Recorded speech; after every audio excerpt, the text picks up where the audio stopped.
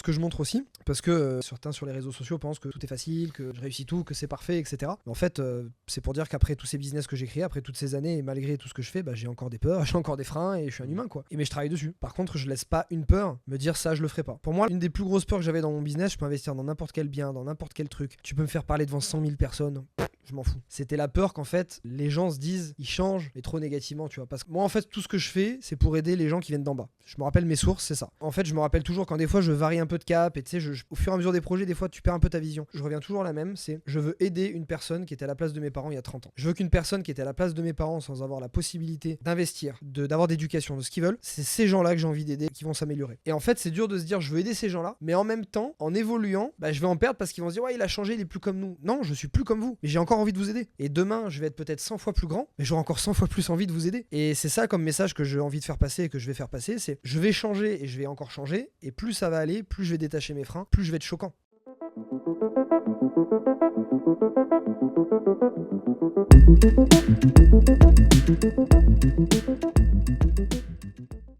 Bon, salut Chris, Salut Flo, ça va? ça va et toi? Ouais, en pleine forme. En pleine forme?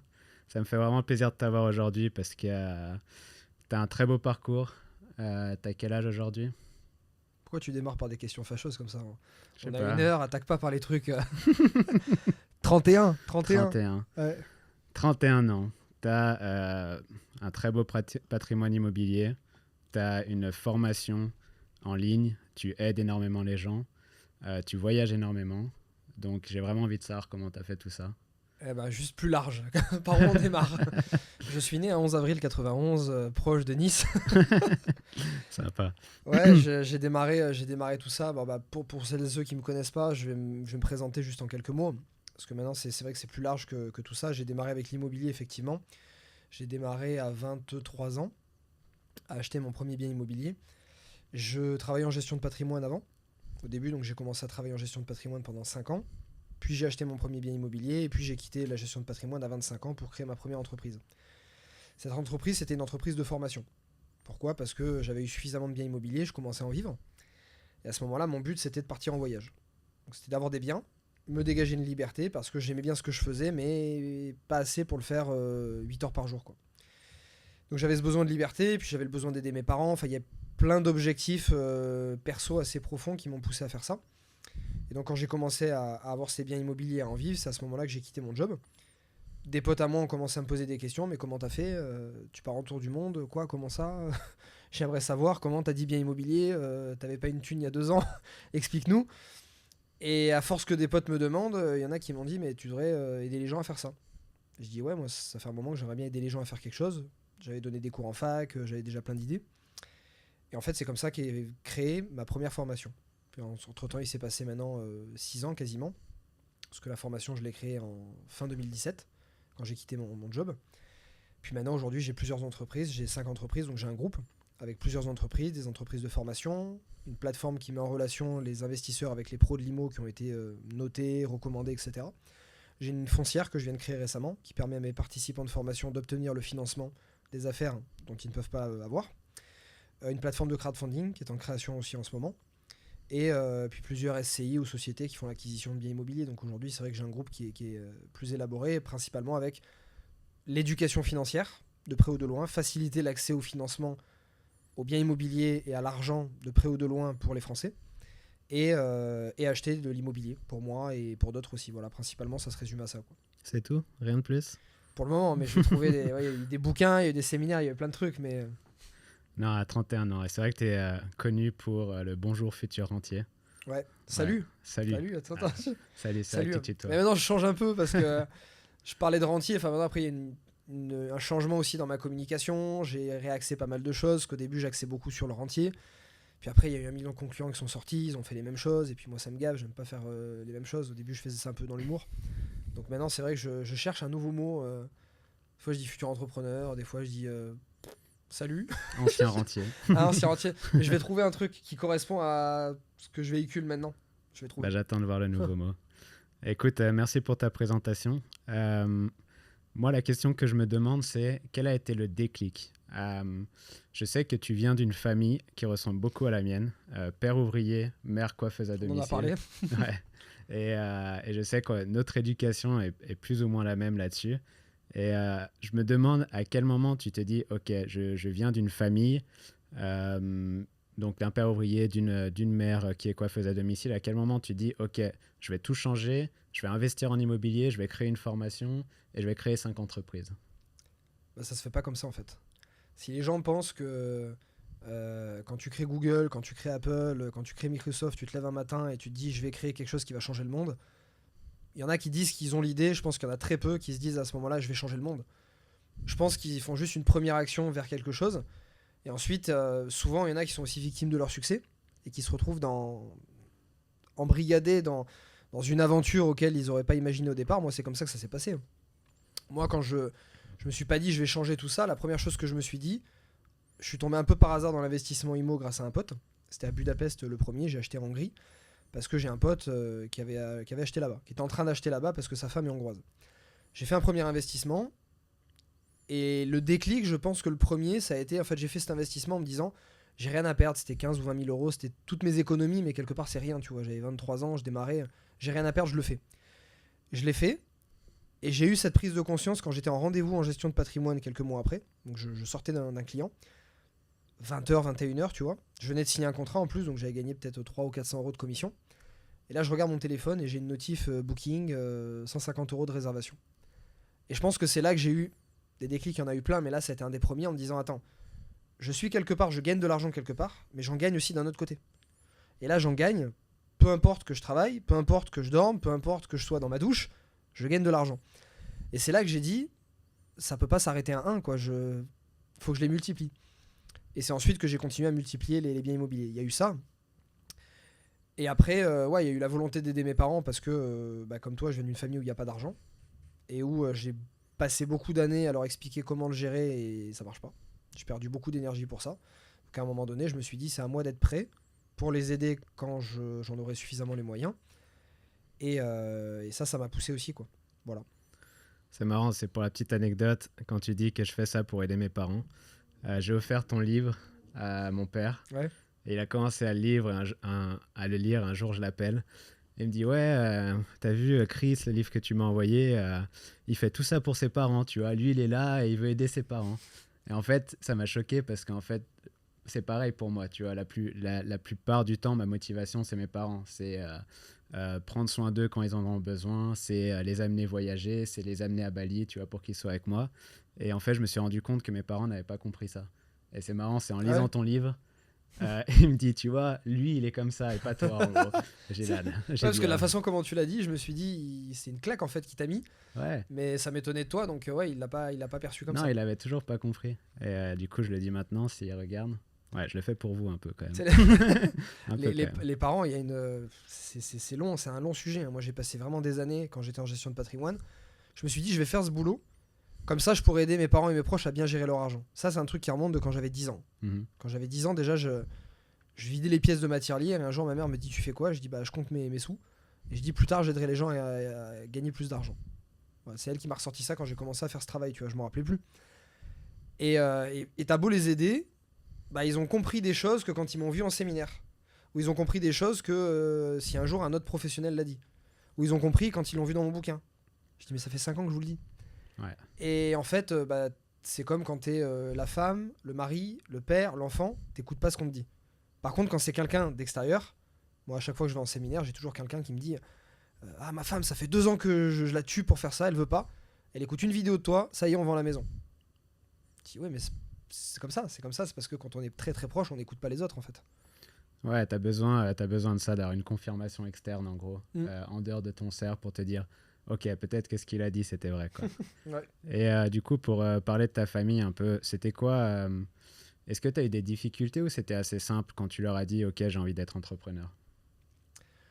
Ça s'est fait en plein d'étapes, en fait. Pour moi, si je résume mes 6 ans, il y a eu des milliers d'étapes par lesquelles je suis passé, avec eux aussi.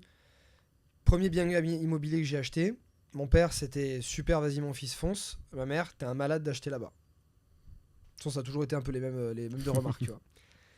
Et mon père, il est artisan maintenant, donc ça fait plus de 20 ans qu'il est artisan carreleur. Donc il a quand même côté indépendant, mais pas suffisamment, tu vois, pour manager. Il a jamais su manager, il a jamais voulu avoir des employés. Mais il a ce côté, vas-y fonce, vas-y mon fils, c'est bien. Ma mère, non. Et en fait, quand ma mère disait non à un truc, pour moi, c'est que c'était bien, fallait que je le fasse. Parce que ma mère, elle est fonctionnaire.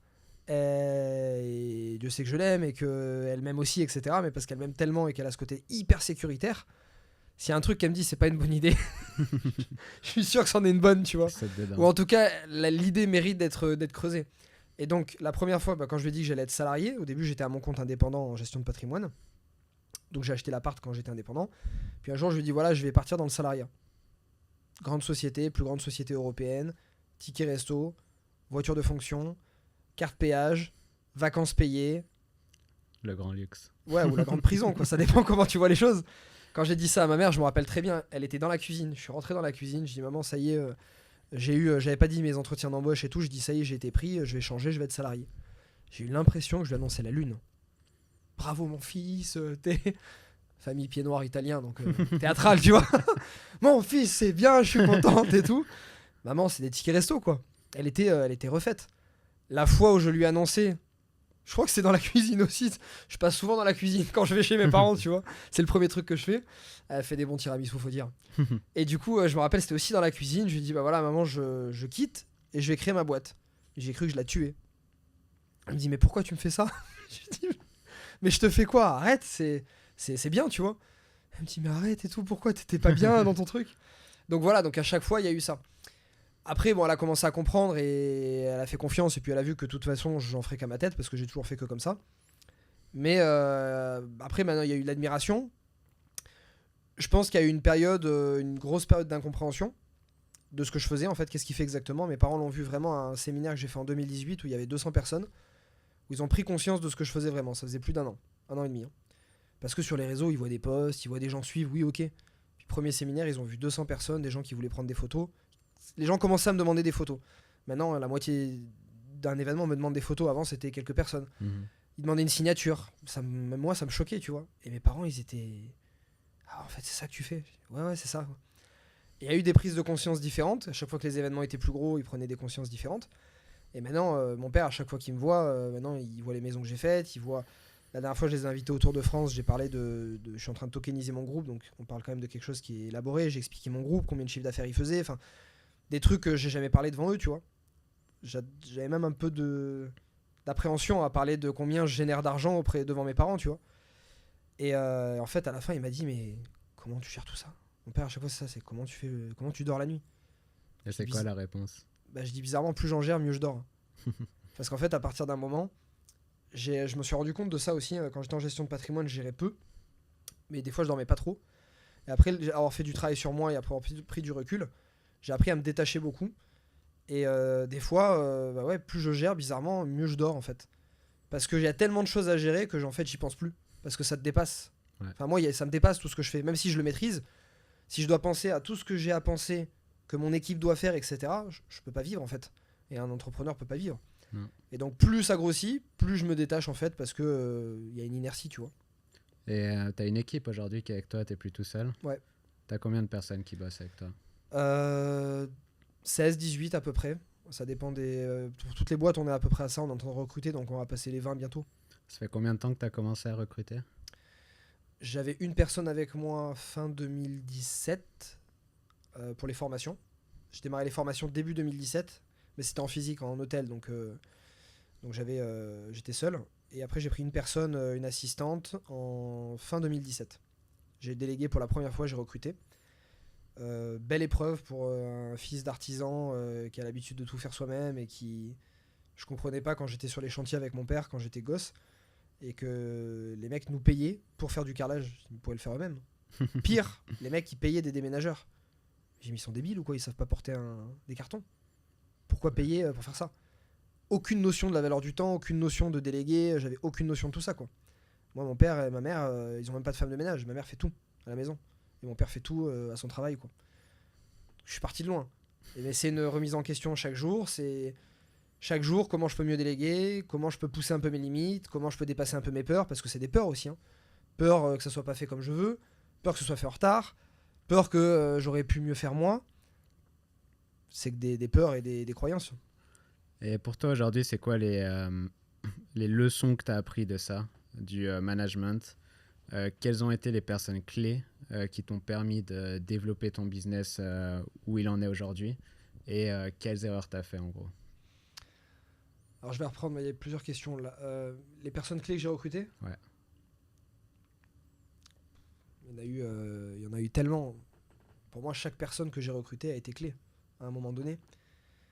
Il y en a avec des postes plus que d'autres. Je dirais un des premiers, ça a été Mathias qui s'occupe du marketing digital. Parce que j'étais très bon dans l'immobilier, très bon dans ce que je pouvais faire en oratoire. Je commençais à être bon aussi dans les formations, etc. Mais je suis pas un marketeur, quoi. Je sais pas gérer des pubs, je sais pas. Et donc j'ai fait à tâtons au début et je mettais des budgets un peu pour voir où ça allait, quoi. Et en un an, il a fait décoller YouTube, il a fait décoller. Il a juste montré mon contenu qui était visible, quoi. Il a su bien le montrer. Donc lui, il a été clé parce qu'il a permis de faire entre autres x7, x8 en chiffre d'affaires sur un an. Donc c'est énorme. J'ai mon assistante qui pour moi c'est une perle, elle est plus que clé. Ça a été une des premières personnes que j'ai recrutées qui n'est pas du réseau, de mon entourage. Moi on en parlera sur la partie recrutement si tu veux plus tard. J'ai mes façons de faire en recrutement et je recrute quasiment que des personnes que je connais, potes, anciens participants de formation, famille. Parce que j'ai confiance. Et je préfère quelqu'un qui n'ait pas les compétences de base, mais qui ait le savoir-être, la confiance, et je sais qu'il va se déchirer pour moi parce qu'il croit en moi, en mes valeurs, etc., qu'il n'a pas envie de me décevoir, plutôt quelqu'un qui est très compétent, mais qui n'a pas ça. Les compétences peuvent s'apprendre, ça s'apprend pas. Donc en fait, j'ai basé tout mon recrutement là-dessus, et pour le moment, ça m'a jamais fait défaut. Et donc Delphine, mon assistante, c'est une des premières que j'ai recrutées via une agence qui place des gouvernantes, tu sais, haut de gamme dans des familles. Et donc je l'ai recrutée au début pour le ménage, cuisine et plus éventuellement le courrier, etc. Aujourd'hui, elle était sur un événement récemment, elle a chapeauté mon équipe sur un Tour de France, 10 dates, 2000 personnes. Elle fait tout pour moi. Elle a mes cartes bleues, elle fait tous les achats, les billets d'avion, les hôtels, elle gère les artisans à la maison, elle gère... même je veux faire un voyage perso, j'ai 3 jours à aller quelque part, je dis sur moi les meilleurs restos, les meilleurs lieux, elle le fait. Elle a une capacité à s'adapter qui est incroyable, elle me fait gagner un temps de fou. Et ça, c'est la première personne que tu as recrutée? Une des premières, tu m'as dit, en 2017, ça a été fin 2017. la première que j'ai recrutée qui n'était pas dans mon entourage. Ouais. J'avais 4-5 personnes dans mon équipe à ce moment-là. J'avais Serena qui était mon ex-copine mais qui s'occupe des événements. Donc on était ensemble à ce moment-là. Donc tu vois, ma copine. Ouais. Il y avait Lisa, ma graphiste que je connaissais du lycée. On se parlait plus depuis longtemps, du collège. Mais je l'ai recrutée parce que je la connaissais. C'était la fille de quelqu'un que connaissait ma marraine. Enfin, tu vois, voilà. Et Mathias en marketing. Parce que lui, je l'avais déjà vu à des événements et je le connaissais. Ah, c'est marrant parce qu'une assistante personnelle, en général, c'est une des dernières personnes que tout entrepreneur recrute parce que tu vois pas l'importance. Et toi, c'est vrai qu'on en a discuté à un autre moment, à quel point ça t'a aidé, toi, dans ta vie perso. Et je pense que ça t'enlève déjà un gros bruit que tu as dans la tête, tu vois, de toutes ces petites choses à faire. Et moi, personnellement, tu vois, j'ai une phobie administrative là-dessus. Et toi, ça t'a fait quoi? Ça t'a vraiment aidé là-dessus? C'est... En fait, ce que je dis, je vais donner une phrase qui va résumer tout ce que je pense. Des fois, je me dis, je dis ça aux gens, je dis, si demain je perds tout, j'ai plus rien, j'ai une crise, peu importe, je suis capable d'aller vivre dans une cabane en bois, sans montre, sans voiture, sans fringues, sans rien, mais je garderai une assistante. Une assistante dans la cabane? Ouais, parce que si demain j'ai plus d'argent, le seul argent que j'ai, je le délèguerai pour ça, parce que c'est un confort de vie et je ne retournerai jamais en arrière. Je pourrais vivre dans un bien plus petit maintenant. Je pourrais moins partir en voyage.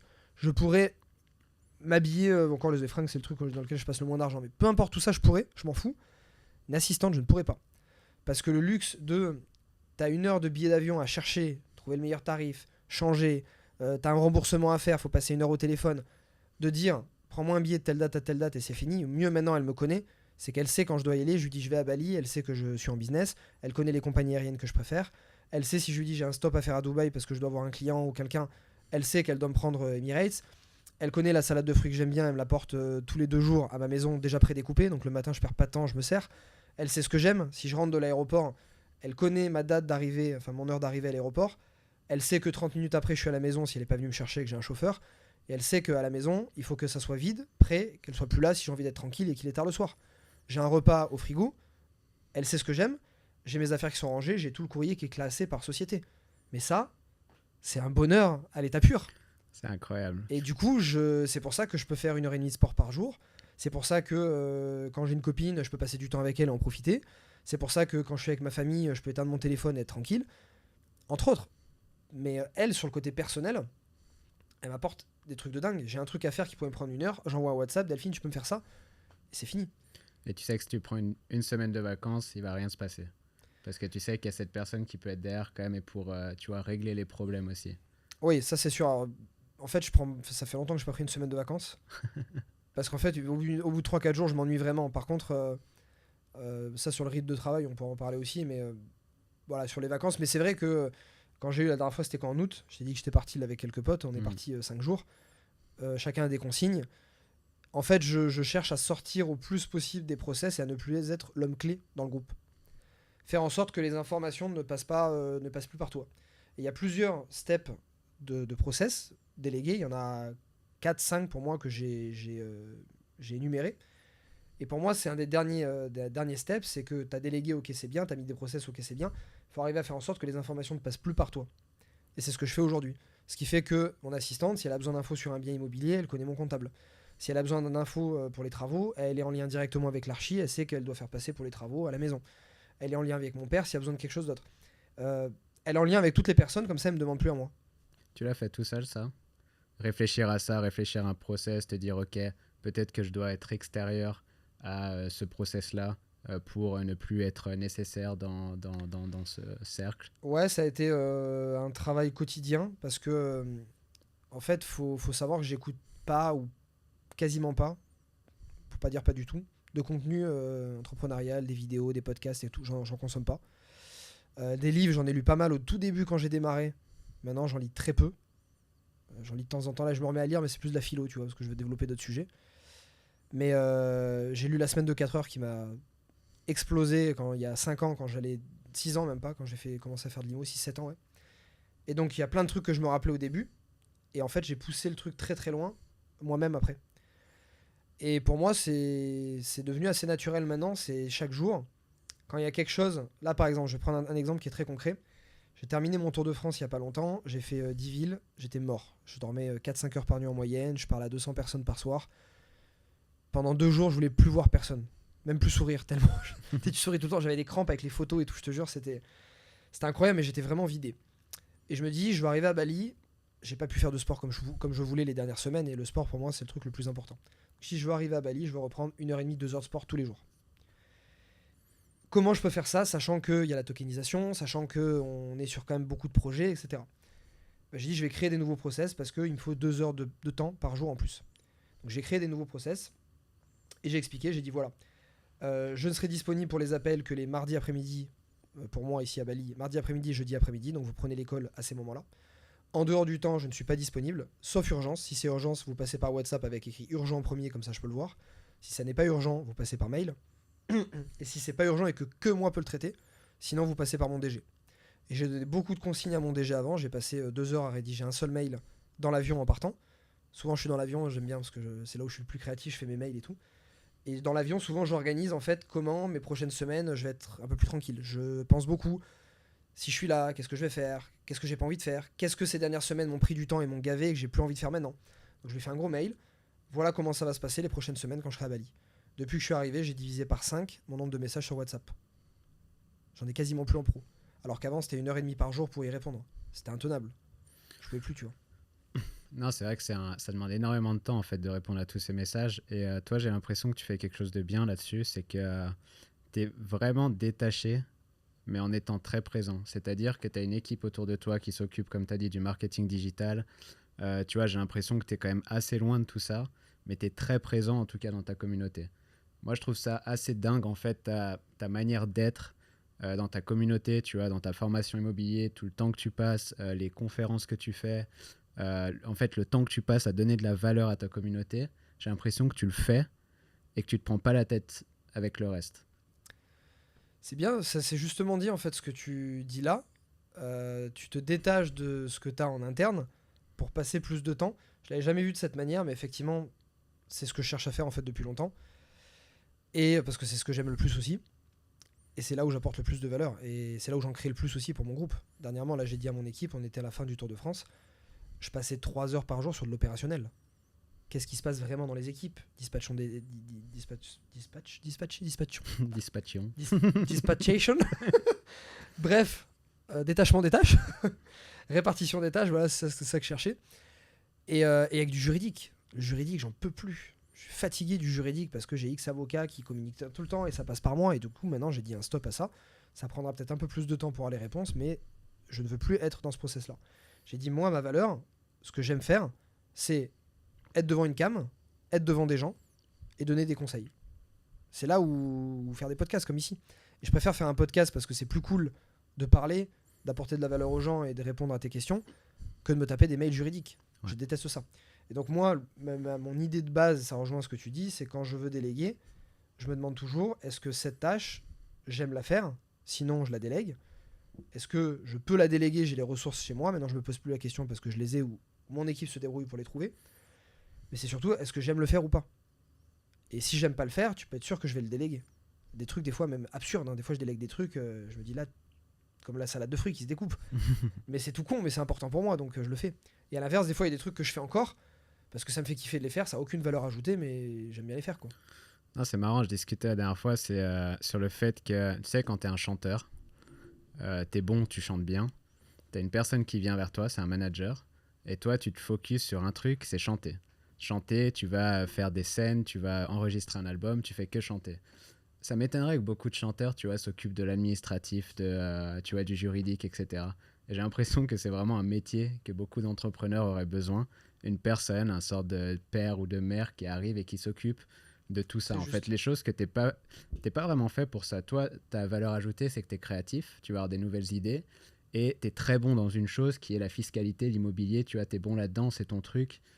Et c'est ce que tu as envie de faire tous les jours. Et tu adores être avec les gens, au contact avec les gens, que ce soit à travers un podcast, tu vois, ou que ce soit en physique. Et j'ai l'impression que si tu ne pouvais faire que ça tous les jours, ton business exploserait. Mais tu dois faire tous ces petits trucs qui est juridique, paperasse, etc. Et ce serait juste magnifique, en fait, qu'une personne s'occupe de ça. Ouais, c'est exactement ça. C'est exactement, et je m'en suis rendu compte encore plus il n'y a pas longtemps. Parce que, tu vois, dans ce que tu disais, ce que j'aime faire et tout, par exemple, la fiscalité maintenant, ça me gonfle. En fait, j'en ai tellement fait et j'ai tellement changé de personnalité pendant ma vie d'entrepreneur que maintenant, je me caractérise comme un créatif. Et je me caractérise plus comme un artiste que comme un investisseur IMO maintenant. J'investis, ok. Pourquoi artiste? Parce que ce que j'ai kiffé le plus faire cette année, c'était créer un zénith. 4000 personnes, faire une pièce de théâtre en séminaire IMO, tu vois. Et la créer, me mettre en metteur en scène, j'ai kiffé. Là, je suis en train de créer des trucs qui vont être beaucoup plus artistiques l'année prochaine. Des événements très différents qui n'ont jamais été faits dans la partie entrepreneur et IMO. Et c'est ça que je veux. Et donc, ouais, plus ça va, plus je fais ces événements, des trucs comme ça, plus je me prends au jeu du côté artistique.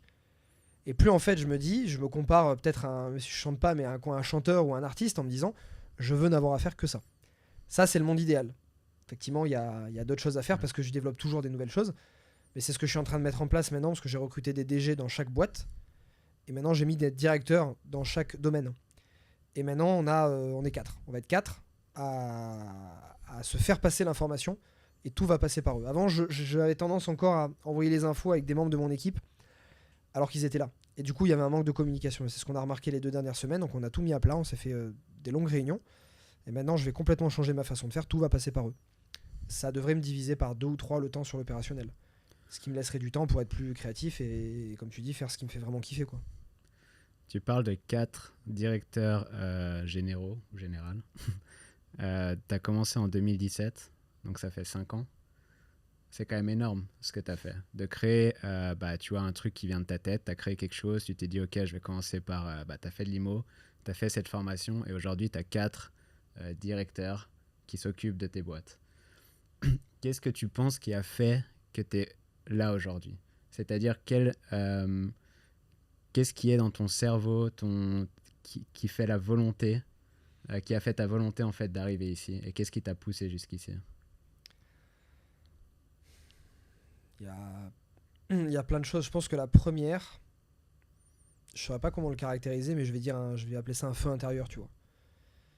Je voulais rentrer dans l'armée à l'époque et j'étais prêt à mettre toute l'énergie et tous les moyens possibles pour y aller.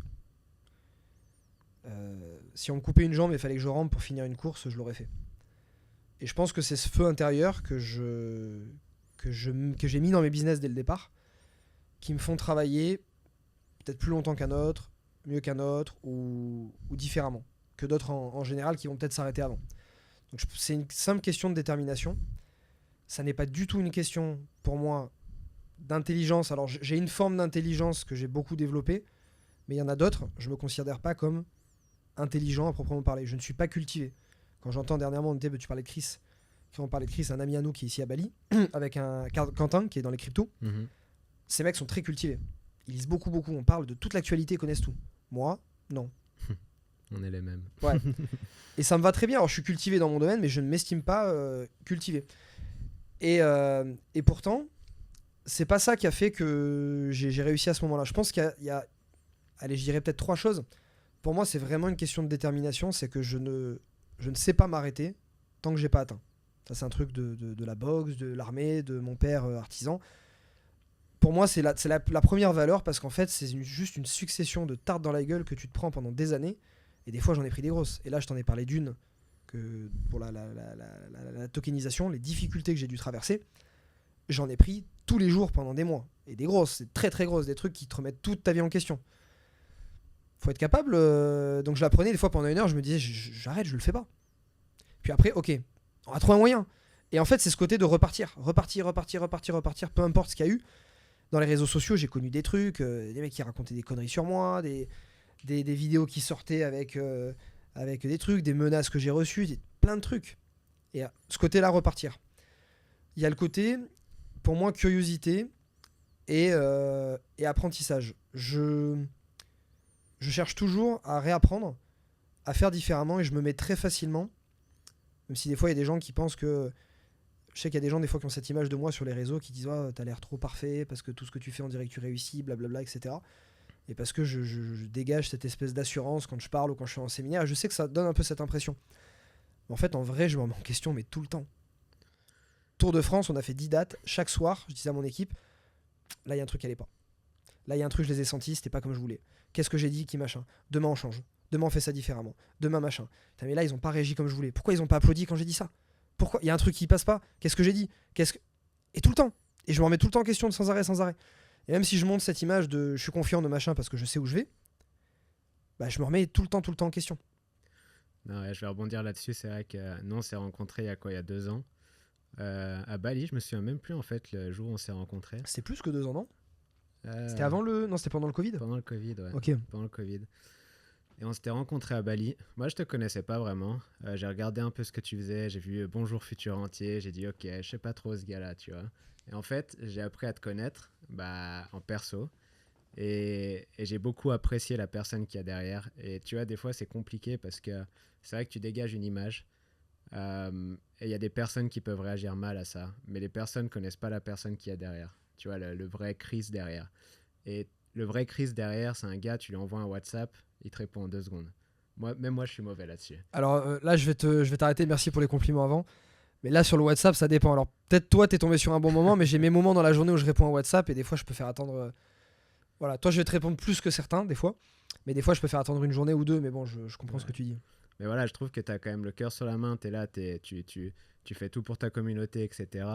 Mais c'est vrai que tu dégages une image et qui peut énerver certains. Mais le truc, c'est que tu es... alors, je vais arrêter de t'envoyer des fleurs après, mais tu es quand même bon. Pourquoi? C'est comme tu dis, tu as la flamme à l'intérieur et tu as envie de faire les choses. Et tu vois, on a fait de la boxe ensemble, tu sens que tu as envie de faire les choses et tu as envie, mine de rien, d'être le meilleur dans cette salle. Tu vois, tu as envie de te pousser à fond pour être le meilleur, tu vois, dans cette salle. Tu fais du crossfit, tu te pousses les limites tous les jours. Le crossfit, il faut que je sois le meilleur de la session. C'est un but à chaque fois, c'est vrai. Et tu vois, que ce soit dans le sport, dans le business, etc., en fait, tu as juste envie d'être le meilleur. Et peut-être que le fait d'avoir envie d'être le meilleur, les gens te voient comme le gars qui pense être le meilleur. Mais alors, pour moi, c'est pas vraiment vrai parce que je te connais en perso. Mais c'est vrai que c'est toujours compliqué de gérer cette image sur les réseaux sociaux. Et toi, du coup, comment tu l'as vécu tout ça et comment tu le vis? Parce que tu as quand même une grosse exposition aujourd'hui. Et comment tu le vis ça? Est-ce que tu as réussi à te détacher un peu, de plus regarder les commentaires YouTube ou quoi que ce soit? Totalement. Alors, ce que tu dis est super intéressant et je le remarque beaucoup parce qu'à chaque fois que je vois des gens qui me connaissent par les réseaux et qui me voient en événement ou qui discutent avec moi un peu plus longuement, ou des gens qui me connaissaient par les réseaux et deviennent des potes après. Et à chaque fois, ils me disent pareil que toi, t'es pas le même que sur tes réseaux. Alors, oui, c'est vrai. Pourquoi alors pourquoi est-ce que j'arriverais pas à faire passer totalement cette image sur mes réseaux? Je sais pas. C'est dur à faire passer en quelques minutes de story ou des vidéos ou des posts. C'est très dur, surtout en parlant d'un sujet qui est l'argent et en parlant de manière décomplexée. Moi, c'est ça que je veux faire. Et c'est vrai que je sais qu'il y en a qui pensent ça. Et malheureusement, je pourrais pas l'empêcher. Et c'est pas grave parce que peut-être que ça va aller en grandissant pour certains. En fait, je pense que ça va creuser. Plus je vais évoluer, plus justement je prends du détachement avec ça. Et plus je vais. En fait, en ce moment, j'ai envie d'exploser. J'ai envie d'exploser dans tout parce que j'ai des freins encore. Et même moi, je travaille avec des freins.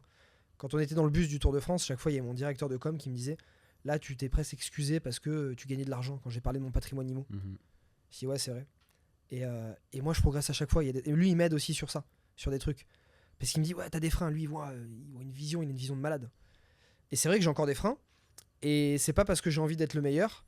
En fait, je pense qu'il y a j'ai une dissonance aussi en moi entre j'ai envie d'être le meilleur et j'ai envie de faire les choses au mieux possible. Parce qu'à l'intérieur, quand je démarre quelque chose, je pense que je suis pas à la hauteur.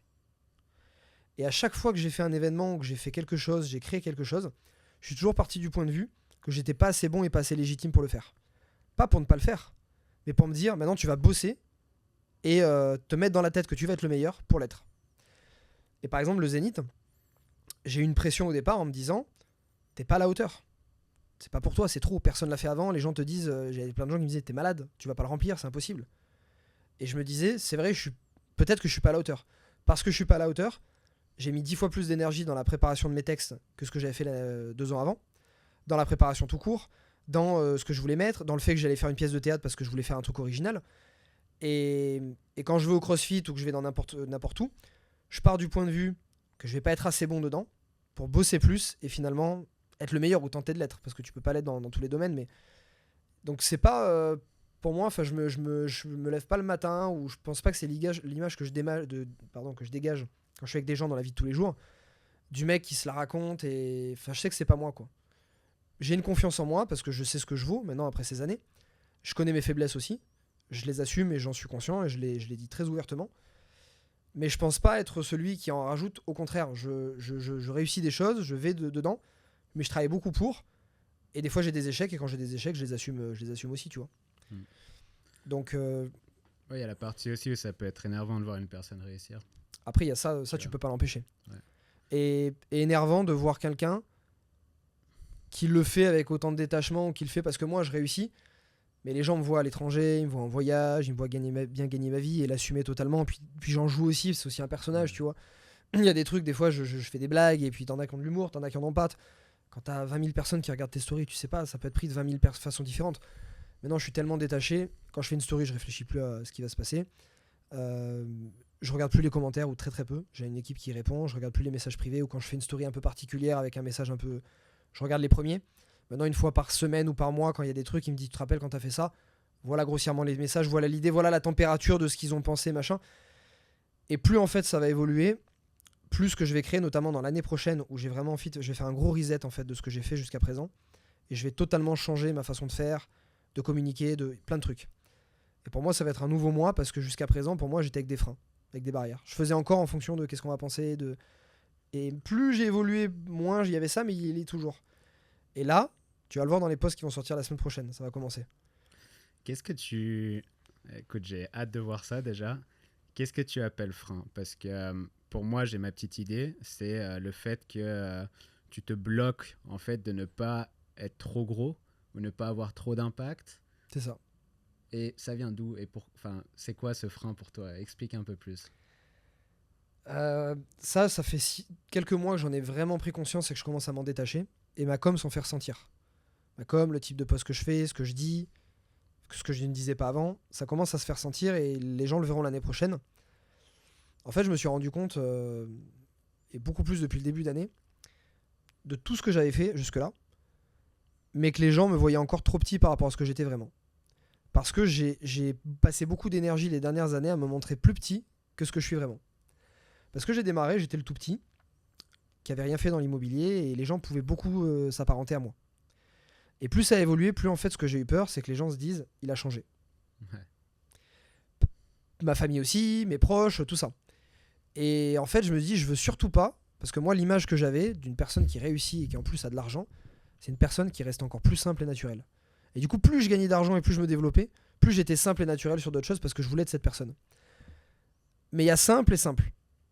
Et à force d'être trop simple et de me monter trop petit que ce que j'étais vraiment, bah en fait, j'attire pas les gens qui pourraient me faire grandir.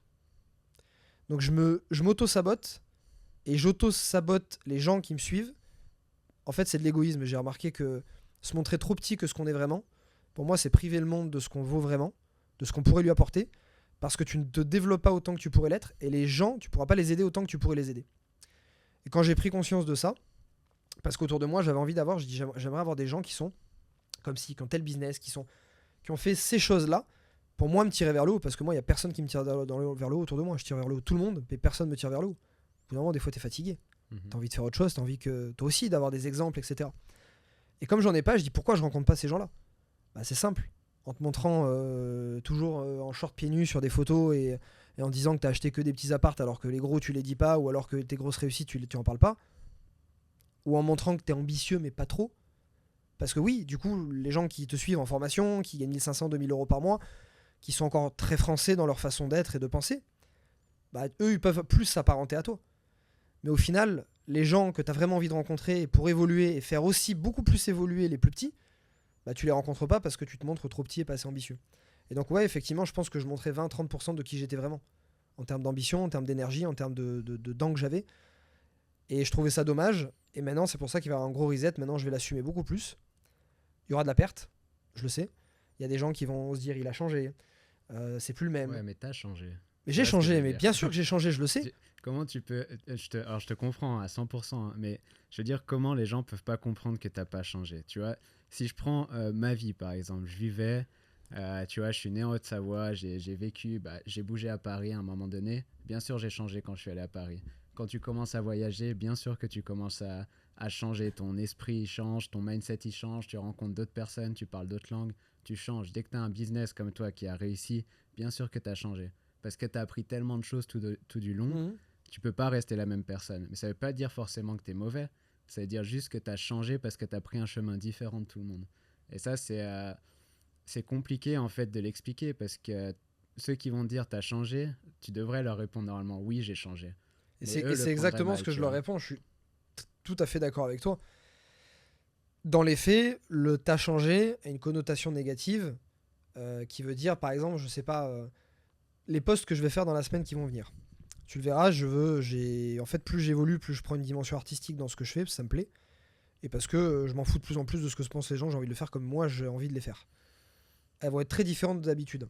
Il y a des gens qui vont se dire, mec, ça y est, il prend le melon. Mhm. Mais c'est quoi ça? Enfin, il va y avoir des réactions comme ça, je le sais.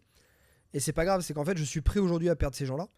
C'est qu'ils sont peut-être pas prêts à me suivre, peut-être pas prêts à évoluer de cette manière-là, et qui me correspondront pas. En tout cas, maintenant, j'ai pris conscience que je ne me restreindrai pas, je ne me freinerai pas, je lâcherai le frein à main pour des gens qui, en fait, finalement, je vais peut-être pas les aider. Donc, je suis prêt aujourd'hui à perdre peut-être 20% des gens qui me suivent pour ça, mais en étant qui je suis vraiment, parce que je sais que ça va me faire exploser et que les 80% qui ont décidé de me suivre et qui, peu importe comment je vais changer, en restant mes valeurs de base restent les mêmes, ça reste les mêmes. C'est juste ma façon de faire et ma façon d'être qui change aussi, mais en soi, au fond, je reste le même. Bah, ceux qui vont continuer de me suivre, eux, je vais pouvoir les faire exploser beaucoup plus parce que je vais lâcher mes freins. Et quand je vais lâcher la bride, je pense que ça fera beaucoup de différence. Déjà, j'aimerais rebondir sur un truc là-dessus, sur le truc que tu dis. Pour moi, je vais prendre deux artistes que j'ai en tête comme ça. Mais pour moi, les artistes qui réussissent le mieux, c'est ceux qui ont aucun filtre. Et tu vois, il y a deux artistes que j'ai en tête, c'est Orelsan et Damso.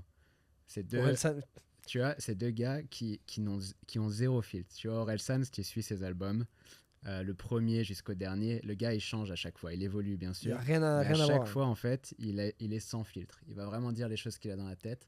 Damso, pareil, tu vois, c'est un gars que j'écoute. À chaque fois, il a zéro filtre. Et c'est ça, en fait, qui fait... tu vois, tu peux prendre Booba, enfin, si on reste dans le rap.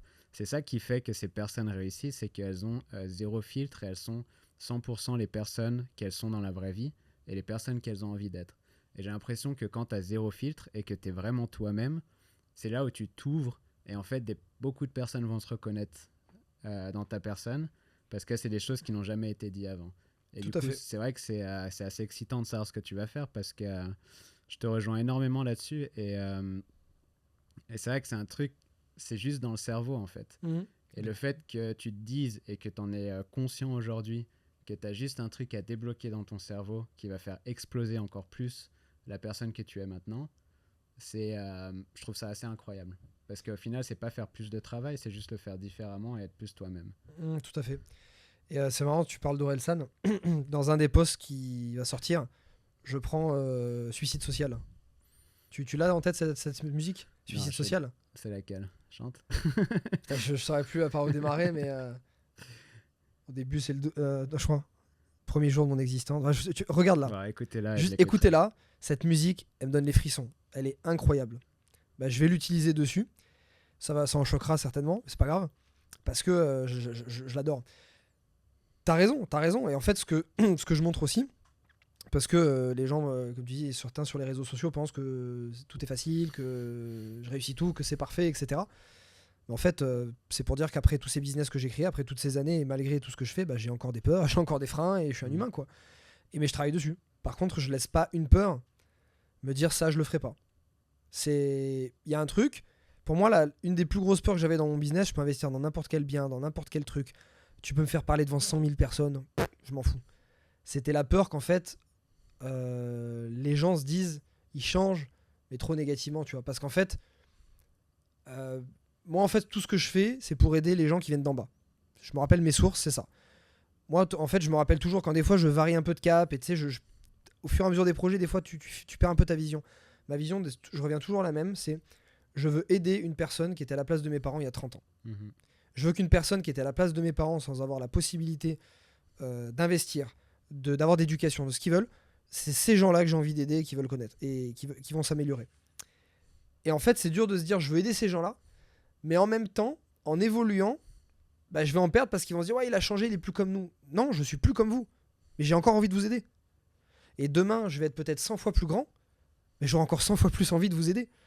Et c'est ça comme message que j'ai envie de faire passer et que je vais faire passer, c'est je vais changer et je vais encore changer, et plus ça va aller, plus je vais détacher mes freins, plus je vais être choquant dans ce que je vais faire. Parce que c'est moi, j'aime bien être clivant, j'aime bien être original, et j'aime bien faire des choses différentes. Plus ça va aller, plus il y aura ce côté artistique, plus il y aura ce côté créatif, plus ça ressemblera peut-être même plus à de l'immobilier. Mais par contre, la finalité, même si les gens pourront peut-être moins s'apparenter à moi, l'idée de base restera toujours les mêmes, c'est-à-dire d'aider ceux qui sont en bas, quoi. Ou en tout cas ceux qui ont envie d'être sauvés et d'être aidés, quoi. Non, de toute façon, je pense que le message, tu vois, je t'avoue que c'est le même pour le mien. Enfin, j'ai le même, on va dire, dans le sens où j'ai toujours voulu aider les personnes. Pour moi, c'est plus en ligne que l'immobilier parce que, tu vois, mon truc. Mais c'est vraiment aider les personnes à se lancer en ligne, à créer quelque chose, n'importe quoi, et à arriver dans ce monde où on est. Je peux Tu pas dire le vois, contraire, hein. c'est, c'est quelque chose, en fait, une fois que tu as commencé à goûter à ce monde-là, où tu es en dehors du système français, même si tu continues à vivre en France, tu vois, moi quand je rentre en France, je vais à Paris, mais je suis en dehors du système dans le sens où je prends le métro, c'est pas pour aller au taf.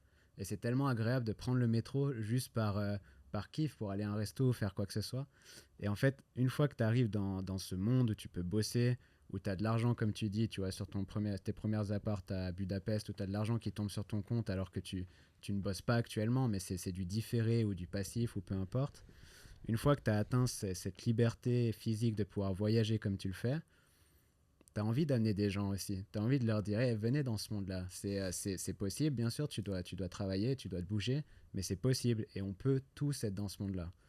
Et pour moi, c'est ce qui m'anime tous les jours, tu vois. Et je trouve que même si tu grandis comme tu as envie de le faire, tu aideras toujours ces gens parce que c'est ton message, c'est ton why, tu vois, c'est ton truc et je pense pas que ça changera, tu vois, au fil du temps.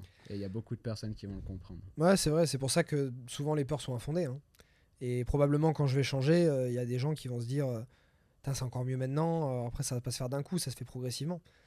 Mais j'ai toujours tenu à montrer qui j'étais à moi-même, et des fois, même si c'était un peu choc, des fois même si c'était pas politiquement correct, parce que ça clive. Et c'est pour ça que tu dis, il y a des gens qui me voient sur les réseaux, qui me disent peut-être que lui se la pète, peut-être que lui. Ok, c'est pas grave, je suis tellement au-dessus de ça maintenant, ça me dérange pas du tout en fait, je m'en fous. Ouais. Ah bah écoute, c'est hyper intéressant et j'ai hâte de voir ce changement parce que pense que ce truc dans la tête que beaucoup de personnes ont, alors tu vois, il y a le syndrome de l'imposteur qui peut être là pour certains, et il y a ce syndrome, je sais même pas ce que c'est le nom, mais la peur de grossir ou d'être vraiment soi-même. Syndrome de l'entrepreneur, de l'artiste, je pense qu'il y a tout le monde passe par là. Hein. Ouais. Tout le monde passe par là. Dernièrement, je regardais des interviews de DJ Snake. Ouais. Je le connaissais très très peu avant. J'écoutais quelques-uns de ses sons qui sont canons, mais je le connaissais très peu. Je sais pas pourquoi je suis tombé sur une interview, j'ai regardé et après j'ai dit tiens, il me fascine, je veux comprendre un peu pourquoi, comment. Et tu sens en fait que dans son évolution, dans son parcours, il a été confronté à ce que je touche du doigt, mais un millième de ce qu'il doit connaître. La notoriété, les gens qui viennent par intérêt, la méfiance que tu as de tout le monde. Tu commences à le toucher du doigt, tu vois. Mhm. Et en fait, des fois, ouais, il y a plein de moments où je me dis, est-ce que vraiment tu as envie de continuer? Qu'est-ce que tu vas trouver après, tu vois? Mais en fait, je peux pas m'arrêter. Je saurais pas m'arrêter et faire du surplace. Peut-être que ce que je vais trouver dans 3 ans, dans 5 ans, dans 10 ans dans mon évolution, peut-être qu'un jour je serai tellement connu, tellement impactant qu'il y aura des répercussions négatives qui ne me plairont pas. À ce moment-là, j'arrêterai, je ferai autre chose. Mais ouais, des fois, je me pose ces questions-là aussi, quoi. Et effectivement, je suis d'accord, c'est que pour moi, les meilleurs artistes, les meilleurs entrepreneurs, les meilleurs en sport, tout, en fait, tout domaine confondu, c'est les personnes qui ont su lâcher la bride et dire je serai moi-même. Je serai, surtout qui ont des personnalités clivantes. Surtout dans ces domaines-là, c'est ce qui marche aussi. Et qui se disent en fait, peu importe ce qu'ils en penseront, ce que je ferai mon truc comme si c'était que pour moi, quoi. Mais t'as bien raison. T'as bien raison. Et du coup, on va changer un peu de cap, on va partir du cerveau. On va plus aller sur le déplacement physique. Aujourd'hui, tu es à Bali, tu passes quand même pas mal de temps ici. Tu es souvent en France, tu es souvent au Mexique. Tu as beaucoup voyagé. Je sais que cette passion, elle vient de ton père, il me semble, de tes parents. C'est ça. Qu'est-ce que ça t'a apporté le voyage? Pour toi, s'il y a une personne qui regarde aujourd'hui ce podcast et qui n'a jamais voyagé et qui a peur de voyager, qu'est-ce que tu lui dirais? Mon meilleur investissement. Si tu as peur de voyager aujourd'hui, c'est vrai que j'en croise, en fait, je m'en rends plus compte tellement on voyage. Mm-hmm. On voit que des gens qui parlent anglais, on voit que des gens qui savent se débrouiller s'ils ont un problème de carte bancaire. Et des fois, en fait, je retombe sur des gens en France qui me disent ah, j'ai pas voyagé ou pas en dehors de la France ou de l'Europe. C'est un crime pour moi. C'est à la limite même, n'achète pas d'IMO si tu veux, s'il y a un choix à faire, mais juste voyage. Voyage, c'est si tout le monde en France avait été au moins dans un pays idéalement en sous-développement et en dehors de l'Europe, on serait pas aussi con. C'est un énorme point que tu soulèves là. C'est si des personnes, tu vois, je pensais toujours à t'as le service militaire, toi t'as fait l'armée, le service militaire a été abandonné. Si tu remplaces le service militaire par un voyage obligatoire pour aller, admettons, construire une école au Mexique, tu vois, et t'es là avec d'autres personnes, d'autres pays, pas que en France, tu vois, t'es avec des étrangers, tu reviens, ça c'est obligatoire. À un certain âge, tu dois le faire. Je pense que la France serait vraiment différente. Ça et le truc militaire, je remettrais aussi quand même. Ça ferait du bien. Putain, la rigueur, la discipline, tu le vois en fait que les générations d'avant, sur beaucoup de points, là je prends une moyenne, je fais une moyenne, plus disciplinés, en plus de rigueur, elles s'attachent plus à continuer les choses. Les jeunes aujourd'hui maintenant, à part ceux qui ont la soif d'entreprendre comme nous, je trouve qu'on entreprend mieux et plus vite qu'avant, parce qu'on a des outils incroyables, on a Internet, on a le Web3 maintenant aussi, enfin on a des trucs de fou. Mais si on n'est pas là-dedans et qu'on veut pas, on est dans la déchéance beaucoup plus profonde que ce qu'on pouvait l'être avant. Les gens maintenant ils finissent plus rien, il faut que ça soit vite, il faut que ça soit fait sans bouger du canapé, tout plus vite, même les contenus sur les réseaux maintenant, il faut que ça soit des réels, il faut que ça soit short, vite. Les gens ont plus la patience d'apprendre, plus la patience de rien faire. Service militaire, voyage obligatoire, ça serait essentiel. Moi, je pense que ce serait incroyable. Ouais. Et du coup, écoute, merci pour ta réponse. Mais c'est vrai que le voyage, c'est un énorme hack. Je crois que j'ai lu quelque part un truc. Si tu veux un hack, voyage dans la vingtaine. Et ça va débloquer beaucoup de choses. C'est sûr. En fait, il y en avait beaucoup qui me le disaient. Moi, j'ai fait un tour du monde seul au début. Qui me disaient, en fait, tu pars faire un tour du monde, tu pars voyager, mais en fait, c'est à l'intérieur de toi que tu vas voyager. Ouais. Et c'est vrai. Hein. Juste... Ah, oui, ce que tu vois, mais ça on va le dire, tu vas le voir de partout, d'apprendre les cultures, d'être ouvert d'esprit, de voir qu'il n'y a pas que ta façon de penser, qu'il y a des gens qui pensent à l'opposé, et ils ont raison, et que tout le monde a raison en fait. Juste quand les gens comprennent ça, et comprennent en France que quand t'as un mec qui te prend la tête, c'est parce que à l'intérieur il souffre, qu'à l'intérieur il est comme il est, qu'à l'intérieur il a des frustrations, qu'à l'intérieur il aime pas son job et qu'en fait il le répercute sur toi. Et qu'en fait, quand les gens comprennent ça, en fait, ils arrivent à moins se prendre la tête et tout serait beaucoup plus fluide. Ouais. Mais en dehors de ça, qui est pour moi plus facile à cerner, c'est toutes les galères que j'ai eues dans les voyages. Mais ça aide pour l'entrepreneuriat. Combien de fois j'ai perdu des cartes, j'ai perdu mon ordi dans l'avion, j'ai perdu mon passeport, j'ai atterri sur une île, c'était pas la bonne île, au fin fond des Philippines, tu te débrouilles, t'as pas d'hôtel, t'arrives, ton vol il est annulé, t'as des galères tout le temps. Et en fait c'est devenu normal en fait pour moi d'avoir des galères tous les jours parce que c'était ça en fait, tu en voyage, t'avais des galères. Et les résoudre tous les jours pour moi c'est un challenge, c'est une aventure. C'est marrant, c'est ce que tu dis, ça c'était pendant ton tour du monde. Ouais. Et je trouve le voyage à sac à dos, tu vois, backpacker, il y a beaucoup de personnes qui comprennent pas que c'est un taf à temps plein. Alors Oui. c'est kiffant, hein, tu vois, bien sûr, j'enlève pas tout le côté, c'est hyper bien, moi je le referais pour... Enfin, je le referais. Mais le truc, c'est que c'est un taf à temps plein dans le sens où tu bouges tout souvent, tu as l'organisation, tu dois être hyper organisé, tu dois toujours faire attention à avoir ton petit sac à dos, il y a tous les trucs importants, avoir ton autre sac, avoir des photocopies de ton passeport où tu deviens, tu vois, un peu plus organisé. Exactement. Et tu dois faire attention aux risques, tu dois prendre les bons avions.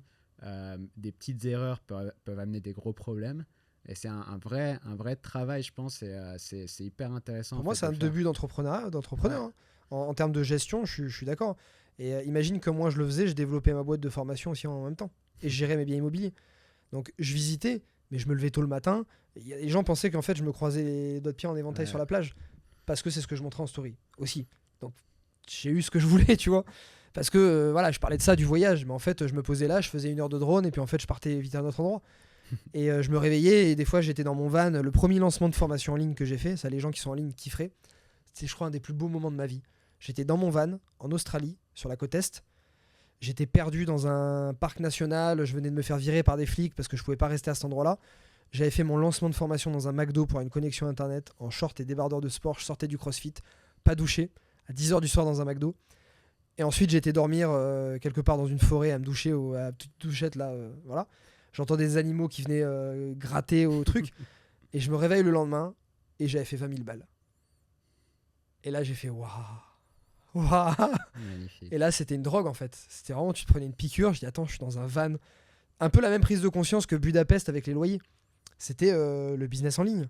Moi qui faisais des formations physiques à l'âge de pierre à l'époque, avec 12 personnes en face, première prise de conscience, c'est je gagne de l'argent, mais mieux que ce que je gagnais dans mon ancien métier, mais je suis là. Là, je dormais avec le décalage horaire, je me réveille, j'avais gagné 20 000 euros.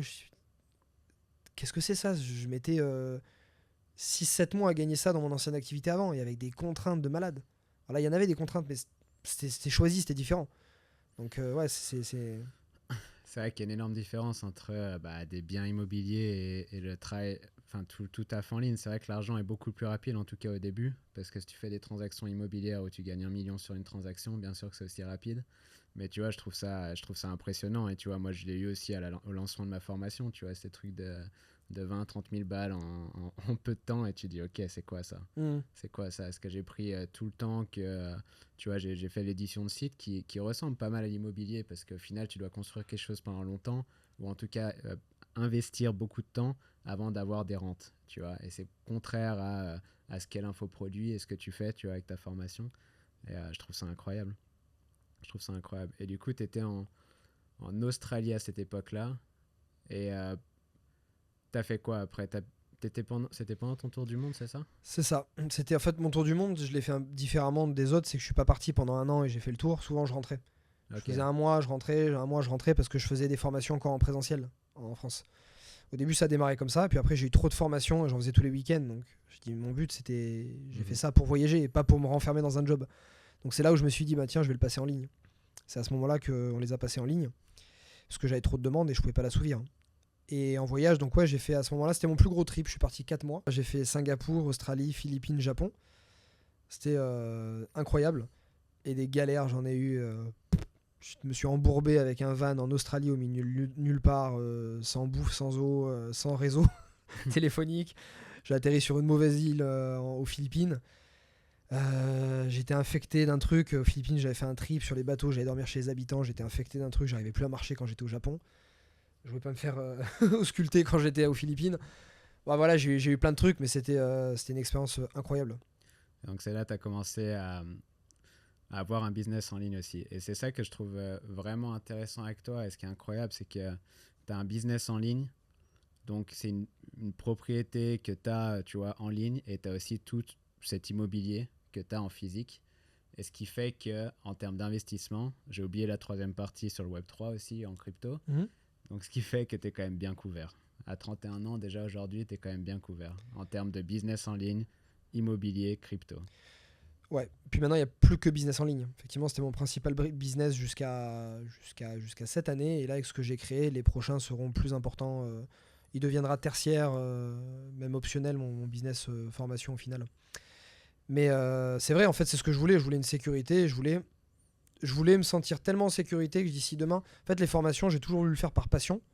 Ça m'éclate, ça rapporte beaucoup, certes, mais c'est une passion. Peu importe ce que ça rapporte, je suis quelqu'un où je suis incapable de faire un truc juste parce que ça rapporte. Et des idées de business, j'en ai eu 1000 hein, depuis les dernières années, on m'en a proposé 1000. Même demain, tu me proposes 10 millions, il faut aller dans un pays que j'aime pas pendant juste 6 mois. Non. Parce que ça m'enlèvera des jours à Bali et que j'en ai pas besoin et je serai pas plus heureux avec 10 millions. Ça, c'est un truc, par contre, je déroge pas là-dessus.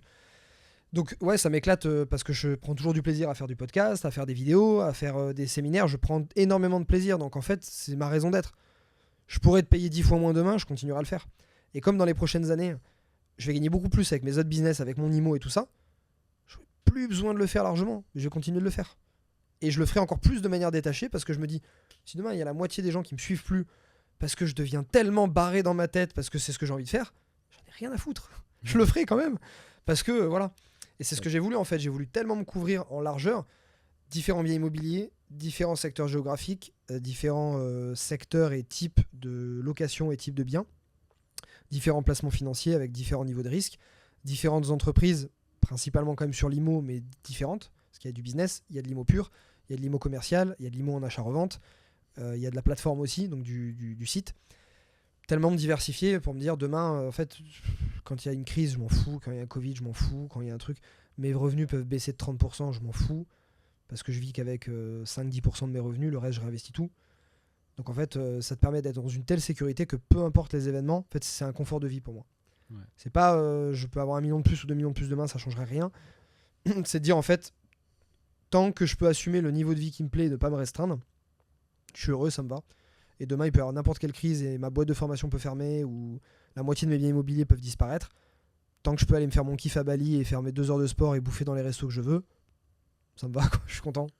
C'est vrai que c'est incroyable à quel point l'argent amène ça, justement, la tranquillité. Tu vois, ou comme tu dis, où aujourd'hui, tu as ces placements et tu sais que tu es tranquille là-dessus. Et ça te permet de pouvoir créer un peu ce que tu veux aujourd'hui, que ce soit en ligne, divulguer le message que tu veux, parler de ce que tu veux, parce que tu es un peu tranquille sur le reste. Et c'est vrai que pour moi, la liberté financière, ça ressemble à ça. C'est ne plus penser à l'argent et pouvoir faire ce que tu veux de ta vie. Mais dans ce que tu dis, c'est vrai dans le sens où l'argent permet ça, mais c'est faux parce que c'est nous qui décidons de faire de l'argent, ça. T'as des gens qui gagnent beaucoup d'argent, j'en connais qui en gagnent moins que moi, j'en connais qui en gagnent plus, qui n'ont pas cette tranquillité, ce confort de vie et cette liberté. Mais parce qu'ils l'ont choisi. Ouais. Ou qui se sont enfermés dans un système sans lever la tête. Mais parce que nous, on a décidé, parce qu'on est ces fameux entrepreneurs 3.0, bercés au développement personnel, à Tim Ferriss et à toutes les vidéos et podcasts, parce qu'on est dans cette génération, on a envie de bouger, on est en quête de liberté, de quête de faire des trucs parce que ça nous plaît. Du coup, on s'enferme pas là-dedans. Et c'est bien, parce que des gens qui gagnent des millions, mais qui aiment pas leur vie, qui sont stressés au possible, j'en connais plein. En fait, ces gens-là, demain, il y a une crise, ils subissent. Il y a le moindre changement, ils subissent. Il y a un truc qui se passe pas bien dans leur business, ils subissent parce qu'ils mettent en priorité le développement de leur business et le fait de gagner de l'argent. Moi, ça vient en 6e, 8e, 10e maintenant. Ce qui fait qu'en fait, même maintenant, quand je recrute des gens, j'en ai qui sont plus motivés que moi dans mon équipe. Mon directeur de com, il a une vision, je l'ai recruté il y a pas longtemps, il a bossé pour les plus grandes agences de pub au monde. C'est un mec, un énorme profil. Il est venu parce qu'il a vu un article dans la presse de ce que j'avais fait pour FFA Patrimoine, le fait que j'allais financer des opérations pour des biens. En gros, remplacer la banque, à toute petite échelle, mais c'était un peu l'idée de base. Il a trouvé ça incroyable, il m'a dit, il dit j'arrête tout ce que je fais, il nous a envoyé un mail, je veux bosser pour toi et mettre à ton service mes compétences. Tu vois ce que je revenais tout à l'heure, plus tu montres que t'es grand, plus tu attires des gens qui sont grands. Ouais. Avant, je l'aurais pas tiré ça. Et grâce à lui, on va pouvoir encore plus aider les gens. Lui, en fait, des fois, c'est là, il y a pas longtemps, je l'ai remis gentiment à sa place, mais on a fait une réunion il y a 2-3 jours. Il me dit bon voilà, avec les objectifs qu'on a dans 2 ans, on m'a présenté un brain book, donc qu'est-ce que va être le groupe et l'image que j'ai envie de donner les 2 prochaines années, et qu'est-ce qu'on va faire. Et on a des événements qui sont exceptionnels. Ok, ça je veux faire, ça me chauffe, ouais très bien, ça me correspond totalement. Et dernièrement, il me disait ok, il faudrait du coup peut-être augmenter un peu ton rythme de travail, parce que du coup, on va devoir faire ça. Oh, je t'arrête de suite. Non, je n'augmenterai pas mon rythme de travail. Plus que 6-7 heures dans la journée, ça me gave. Et pas tous les jours. On va quand même faire ces projets, on va quand même y arriver, mais si ça prend 6 mois de plus pour les faire, m'en fous. Si on les fera que l'année prochaine, je m'en fous. Si sur 10, on doit en faire sauter 1 ou 2, je m'en fous.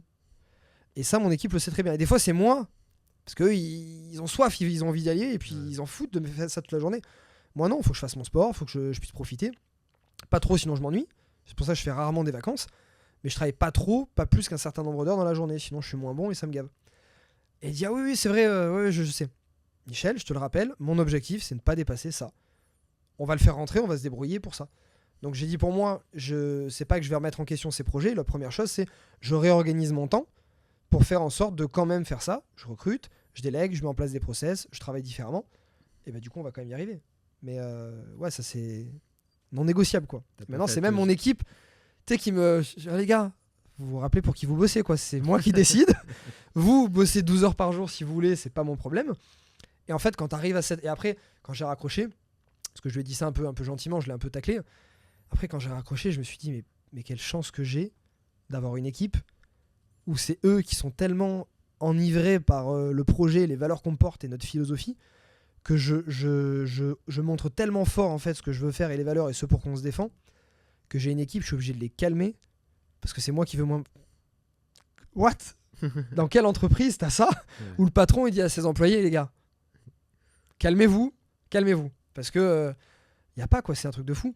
Et j'ai ça dans mon équipe et c'est une grosse chance. Ouais, c'est incroyable d'avoir ça. Et puis, de toute façon, à un moment, tu en as besoin. Parce que toi aussi, tu vas t'épuiser à certains moments et tu as besoin d'avoir une équipe derrière qui est toujours motivée, qui est fraîche, tu vois, et qui est là pour te pousser aussi de temps en temps. Bien sûr. Pas à ce point-là, mais te pousser quand même, tu vois. Et ils le savent, ils savent en fait que maintenant, vu que je suis vraiment un pur créatif et c'est ça qui rapporte aussi le plus au groupe et c'est ce qui me plaît à moi, ils savent qu'en fait, si je travaille trop dans l'opérationnel notamment, je ne suis plus créatif. Mais il y avait une période, j'arrivais plus à avoir d'idées. Ou très peu, ou des mauvaises. Quand je reviens à Bali, que je refais mon sport, que je remange comme je veux, que j'ai du temps un peu des fois où je fais rien, ça arrive pas souvent, mais ça arrive, où je vais me balader en rizière en moto, c'est là où j'ai les meilleures idées. L'idée de la tokenisation, je l'ai eu sur une plage à Toulouse en marchant à 7h du mat, parce que j'ai le temps. Et ils savent qu'en fait, mes avocats, c'est pareil. Je dis arrêtez de me gaver avec vos mails, avec vos trucs, je m'en fous de ça. Débrouillez-vous, prenez l'info ailleurs. Et je m'en fous si il y aura peut-être 5 ou 10% des cas, il y aura des casses. Et ça me coûtera de l'argent, je le sais. Que si je m'en étais occupé moi-même. Mais de libérer 1 ou 2 heures par jour et de pas faire des trucs chiants, fait que je suis plus créatif. Et en fait, je peux pas passer ma journée à aller à la piscine, et ils le savent très bien, et c'est pour ça qu'ils comprennent ça. C'est parce qu'en fait, ça me libère du temps pour faire du contenu, créer des mails, créer des choses, tout simplement, créer des idées. Et quand il y a eu des trucs comme ça, du coup, hier, j'ai appelé mon DG, j'étais excité comme si c'était le premier jour. J'ai eu une idée sur un truc, j'étais en call avec quelqu'un, j'ai raccroché, et là, ça a fusé. J'ai fait, putain, on va faire ça. J'ai appelé mon DG, j'ai dit, mec, je viens de finir le coup de fil. T'imagines, on va faire ça, et puis ça, et puis ça, et puis ça, et puis ça, et puis ça. Ok, dans 2 semaines, c'est bon, on met en place. Et j'ai fini, je dis, mec, je suis excité. J'ai dit, j'étais comme ça, je suis excité. J'avais une montée d'adrénaline. Et ça, c'est kiffant, quoi. Ton job permet de te faire ça même après 6 ans. Et cette idée, elle va pas rapporter des masses en soi. Mais juste me dire, putain, j'ai eu cette idée, elle est créative, et ça me fait kiffer, ça m'éclate. Et ça, je peux le faire parce que je me libère du temps. Ouais, et puis c'est ça que tu préfères, quoi. T'as envie d'avoir ton cerveau qui est là à travailler tout seul et qui a de la place, en fait, dedans pour avoir ses idées créatives. Et t'as l'équipe derrière pour mettre en place, et c'est magnifique. C'est magnifique. Écoute, Chris, je sais qu'on est pris par le temps aujourd'hui, mais tu reviendras. De toute façon, tu viens souvent. Pris pour le temps pour aller voir ma communauté ce soir. C'est tu vois, vrai. finalement. T'avais raison dans ce que tu disais. Hein. C'est ça, on fait un resto avec des gens de la communauté. Après, ouais, c'est ça. J'ai une question, parce qu'on va quand même parler un peu d'immobilier. Ouais, quand même. C'est vrai qu'on n'en a pas trop parlé. Non, c'est vrai. J'ai une question parce que je pense qu'il y a beaucoup de personnes qui se la posent. C'est toi, si tu devais donner quelques critères à une personne pour investir en immobilier en France, que ce soit une zone ou alors les critères de la zone, par exemple, qu'est-ce que tu donnerais comme critère? Zone, c'est dur à dire parce qu'il y a beaucoup d'endroits et d'opportunités. Je vais être plus sur la prudence, parce que la période économique qu'on a, elle se veut d'être un peu plus prudent. Je dirais que s'ils n'ont pas de biens immobiliers, qu'ils veulent commencer à acheter, déjà CDI, emploi stable, au moins 10% d'apport. Aujourd'hui, c'est non négociable. Alors, il y en a qui vont trouver dans quelques cas exceptionnels, mais c'est à la marge, donc aujourd'hui, si t'as pas ça, c'est compliqué. La deuxième chose, on est dans un marché immobilier qui a explosé les 2 dernières années avec le Covid, qui continue d'être haut malgré une remontée des taux qui est extrême, malgré la guerre en Russie-Ukraine, malgré toute la situation qu'on a sur l'Europe aujourd'hui qui est quand même tendue. On vit quand même une période économique qui est extrêmement complexe et où il y a beaucoup de choses qu'on ne maîtrise pas pour le moment. C'est pour ça que tous les marchés sont en attente en ce moment. Faut être quand même prudent. Moi, je vois l'immobilier baisser d'ici la fin d'année, début d'année prochaine. On a quand même une offre qui va quand même maintenir les prix, mais ça devrait quand même baisser. Donc, s'ils achètent, j'étais plutôt sur la petite ville, moyenne ville, comme stratégie pour les gens qui voulaient faire de l'immeuble de rapport, du rendement. Il y a 4-5 ans quand j'ai démarré. Heureusement, parce qu'ils ont pris la plupart 15, 20, 30, 40% sur leurs biens immobiliers parce que c'était des secteurs qui étaient à cibler. Aujourd'hui, il vaut mieux changer parce qu'ils ont tellement monté ces secteurs et ces secteurs qui sont plus fragiles. En cas de crise, c'est eux qui vont subir les premiers. Donc je dirais que si tu as du patrimoine aujourd'hui dans ces villes-là, je dirais plutôt de vendre, suivant les villes, hein, tu dois connaître tes analyses pour ceux qui regardent, mais plutôt de vendre éventuellement. Et si tu achètes plutôt dans des très bonnes rues, des bons secteurs. N'achète pas du rendement aujourd'hui, achète plutôt de la marge. Achète plutôt de la marge à la revente. Et de la sécurité parce que très bonne rue, bonne ville, ça perdra beaucoup moins, ou très peu. C'est les villes qui ont le plus monté qui, à mon avis, vont le plus descendre prochainement, notamment les petites et moyennes villes. Et achète moins de rendement peut-être, de rendement locatif, mais plus de la plus-value. Cherche à faire des bonnes affaires et éventuellement, ce qui est bien ciblé aujourd'hui, qui est vraiment d'actualité, c'est de cibler les passoires énergétiques. On a une nouvelle législation qui est arrivée qui dit que, tu sais, on a plusieurs TLDPE, diagnostic énergétique des biens immobiliers, je ne sais pas si tu connais. C'est obligatoire à faire quand tu loues un bien ou quand tu le vends. Et donc, tu as plusieurs lettres qui caractérisent en fait la dépense énergétique de ton bien. A, okay. Tu as un bien qui est excellent. G, F c'est le dernier, je crois. Tu as un bien qui est très énergivore. Et aujourd'hui, avec les normes écologiques, etc., on a une loi qui est sortie cette année qui dit que tu ne pourras pas louer ton bien à partir de 2025 si ton bien est classé F, 2028 ou 30, G, etc. En gros, si c'est une passoire énergétique, tu ne pourras plus louer. Les biens immobiliers, passoires énergétiques, ont décoté. Premier réflexe des gens, on ne peut plus gagner d'argent, nanana, et aller loin. Réflexe des bons investisseurs, des opportunités. Parce qu'il y a des gens qui n'ont pas les moyens de faire ces travaux, qui n'ont pas envie, qui en ont marre, et ils ont subi 1 million de changements de loi les 20 dernières années, et qui vendent. En moyenne, un bien classé F ou G est décoté de 17% par un bien qui est classé B ou C. 17%. C'est une marge moyenne que ce que fait un marchand de biens en revente. Donc juste en ciblant bien ces opportunités-là, par exemple, tu peux avoir des biens que les autres ne veulent plus. Avec des rénovations pas très chères, tu les remets aux normes énergétiques en C, par exemple. Changement de fenêtre, une pompe à chaleur, par exemple, etc. Tu doubles en placo, tu mets de l'isolant. Et pour très peu, en fait, tu peux arriver à revendre un bien avec 15-20% de marge juste parce que tu as ciblé un truc que les gens ne veulent plus en ce moment. Ça, pour moi, c'est une opportunité une faille dans laquelle il faut s'engouffrer. Une d'elles. Voilà, donc ça serait pas mal. Être prudent sur les biens, être sûr d'acheter bien en dessous du marché. En cas de crise, tu seras couvert. Tu achètes un bien à 20% en dessous du marché. Le marché va baisser peut-être de 3, 4, 5, 8. Je n'ai pas de prévision, mais il ne va pas baisser de 20%. Enfin. En tout cas, pas dans des grandes villes et bonnes rues. Si ça baisse de ça, c'est que vraiment, c'est la merde. Vraiment, c'est la merde, mais je pense pas. Pas à ce point-là. Et voilà, je pense qu'avec ça, c'est déjà pas mal. Ok, donc pour résumer, acheter une passoire énergétique aux Champs-Élysées. Découvert. Ouais, là, c'est chaud. Mais ouais, une passoire énergétique. Alors, peut-être pas à Paris-Champs-Élysées. Peut-être pas à Lyon-Bordeaux, mais dans des petites villes autour, tu vois. Je pense à du Toulouse ou à des villes moyennes, mais de bonne taille, qui ont quand même une valeur intrinsèque forte, qui vont pas décoter comme ça immédiatement parce que t'as Airbus, c'est le bon exemple celui-là, mais t'as des grosses boîtes autour, etc. Ouais. Donc, t'es quand même relativement serein, quoi. Ok, bah écoute, merci pour cette réponse. Merci pour ton temps, Chris. Avant de finir, est-ce que tu peux dire où on peut te trouver sur Instagram? Oui. Alors, Instagram, c'est là où je suis le plus actif et où je suis le plus sans filtre, naturel, machin, parce que je prends l'appareil et puis je raconte un peu mes conneries aussi. Des fois, j'en mets pas mal. Donc, Instagram, Christopher Wangen officiel. YouTube, Christopher Wangen. TikTok, très peu actif, on commence à peine, mais Christopher Wangen aussi. Et Facebook, quasiment plus, mais voilà, surtout Insta et YouTube, on va dire, pour trouver le meilleur contenu. C'est ça, et t'as un nouveau livre aussi qui vient de sortir. Ouais, c'est vrai, exact, et il est en précommande en ce moment. Je sais pas quand on sortira la vidéo, il sort le 25. Ok, Exactement, voilà, c'est un carnet de bord qui est une succession d'exercices et de prises en main en fait sur 6 mois. Tu as des exercices, tu as des pages pratiques. Donc il se veut plus pratique et plus étape par étape. Les gens qui ont beaucoup besoin de ça, ça peut les aider. Parce C'est un que vrai coaching, quoi. le premier livre avait fait un carton et c'était beaucoup plus mindset. Alors bien sûr avec de la pratique, Oui, mais beaucoup plus mindset. Et celui-ci, c'est c'est ça. vraiment un carnet de bord pratique. Ouais, celui-là il est 100% pratique. Les autres, il y avait une partie mon histoire, partie de motivation, une partie de dev perso et de process, etc. Façon de travail, management et tout ça. Là, c'est que IMO. C'est vraiment que IMO, quoi. Et que pratique, il y a Intéressant. des exercices à faire, etc. Donc il est très bien. On te donne des tâches, tu vois. Cette semaine, tu visites tant de bien, bah voilà ce que tu as regardé, voilà les questions à poser, voilà l'analyse que tu as à faire, qu'est-ce que tu fais pour ton dossier bancaire. C'est vraiment, on te prend par la main pour qu'après 6 mois, tu te réveilles et tu dises, bah, ça en fait, je suis prêt à acheter, quoi.